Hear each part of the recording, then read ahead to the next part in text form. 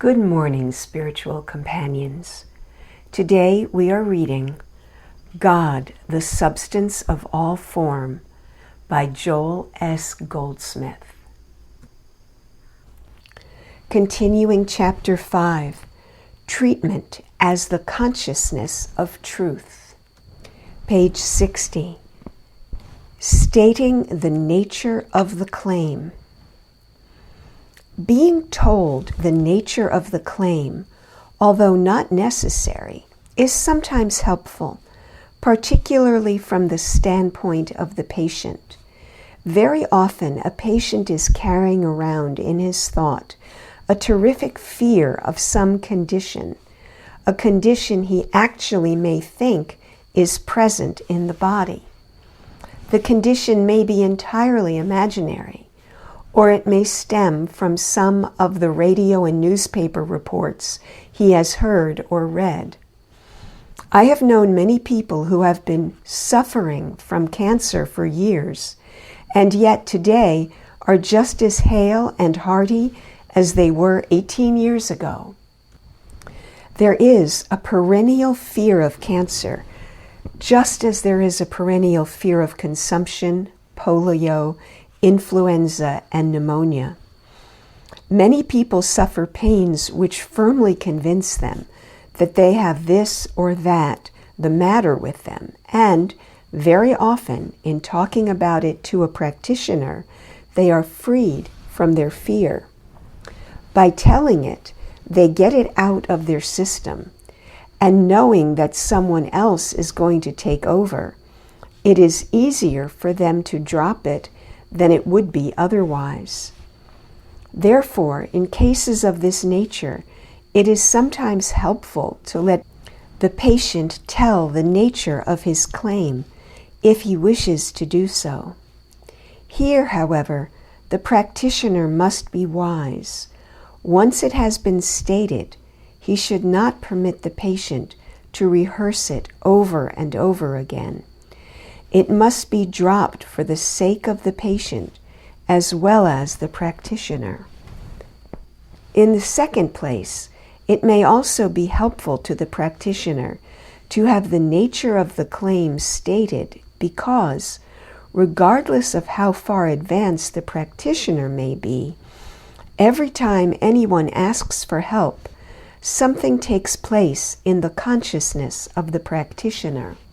Whether it is happening consciously or not, something is taking place.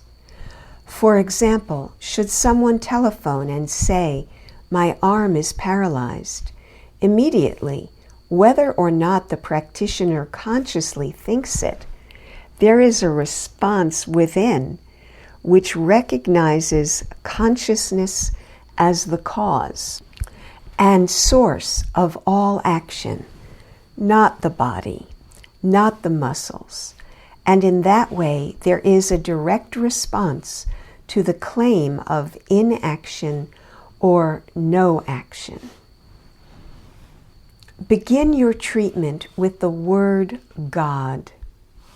The claim may be of some mental error, and then too, something takes place in the thought of the practitioner relating to the idea that God or divine wisdom is universal intelligence, the only intelligence, and that the brain or body has no intelligence of its own.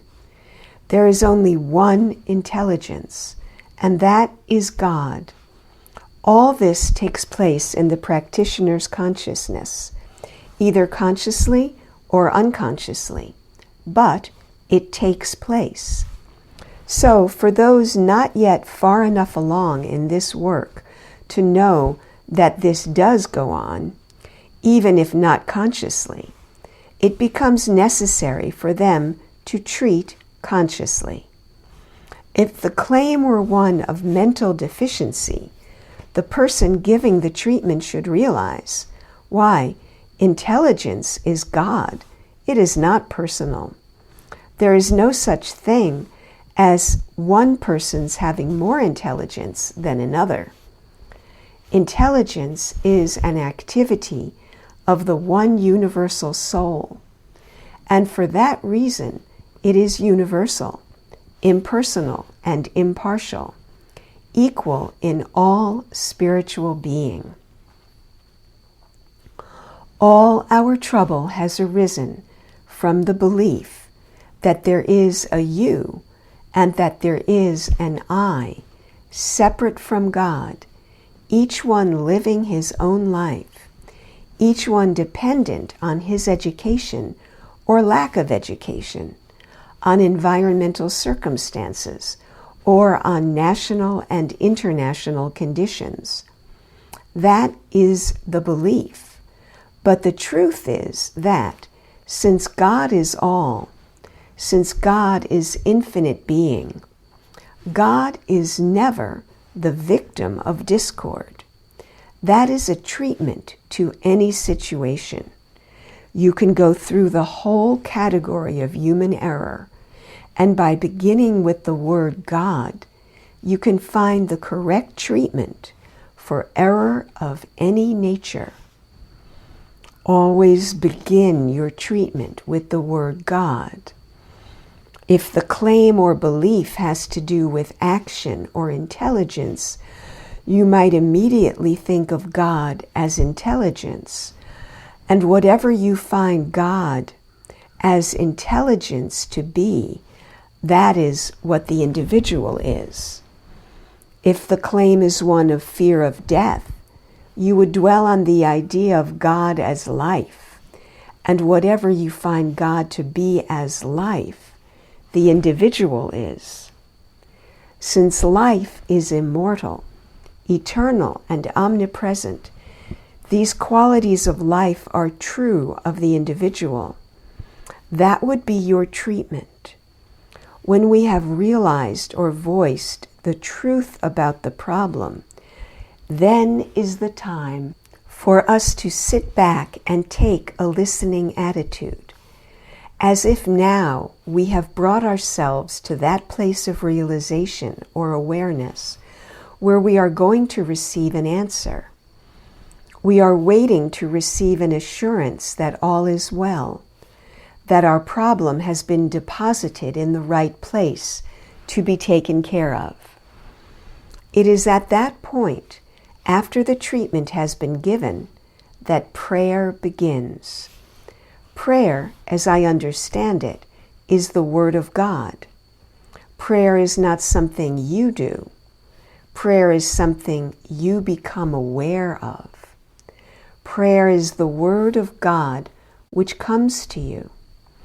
It is the still, small voice bringing you an assurance of harmony, peace, joy, power, dominion, health, wholeness, and abundance.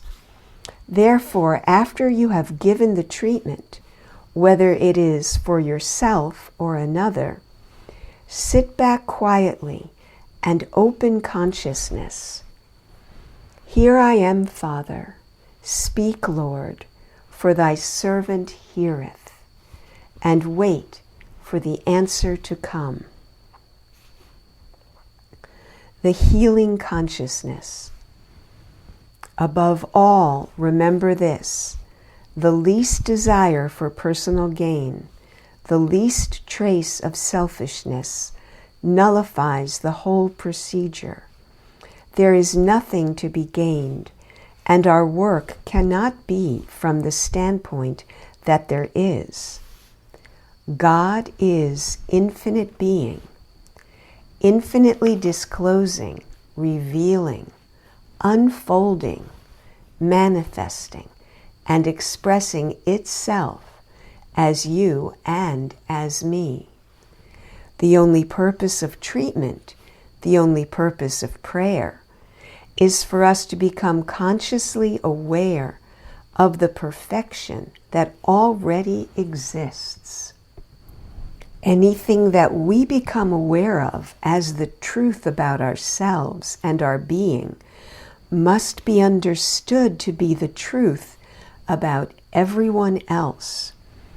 In other words, there cannot be a prayer for the sun to shine only in our garden. If there is to be a prayer about the sun shining, it must be about the sun shining, period. We must be willing for it to shine as much in our enemy's yard as in our own. While we are entertaining in thought some sense of enmity or hate, treatment or prayer is void. The Master Christian taught, "Therefore, if thou bring thy gift to the altar, and there rememberest that thy brother hath aught against thee, leave there thy gift before the altar, and go thy way. First be reconciled to thy brother, and then come and offer thy gift." Matthew 5:23-24. "But I say unto you, love your enemies, bless them that curse you, do good to them that hate you, and pray for them which despitefully use you and persecute you." Matthew 5:44.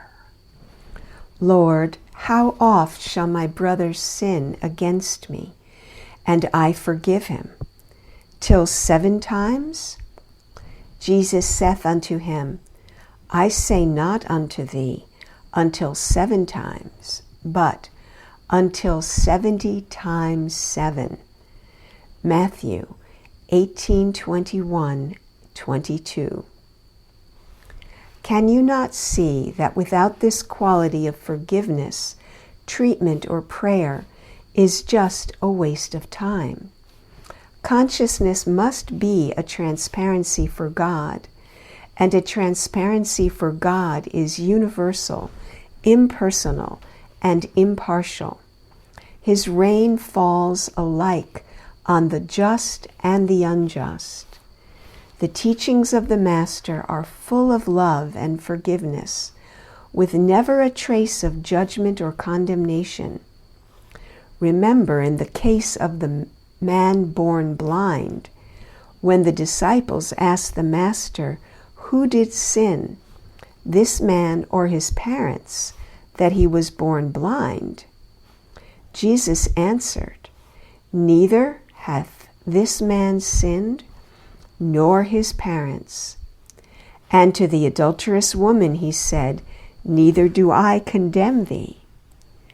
Nowhere in the Christ consciousness is there a possibility of any hate, envy, jealousy, or malice finding lodgment. A consciousness which entertains any of those traits is not a healing consciousness. The consciousness of a healer must be the consciousness of an individual who entertains no hate, envy, jealousy, or malice. It is easy to determine whether your treatment is going to be effective or whether you can do good healing work. How great a sense of personal hurt do you entertain in the world? I do not mean that in order to heal, we must have achieved the status of angels. We are still a little lower than the angels, and we may temporarily feel a little grudge against some political leader or even somebody down the street. But the main point is not to let these grudges go too deep. Get over them in a hurry, because they will keep us from doing good healing work. Consciousness must be a transparency for God, inasmuch as God operates only as the consciousness of love. Wherever the opposite healing qualities are entertained, there is no healing consciousness.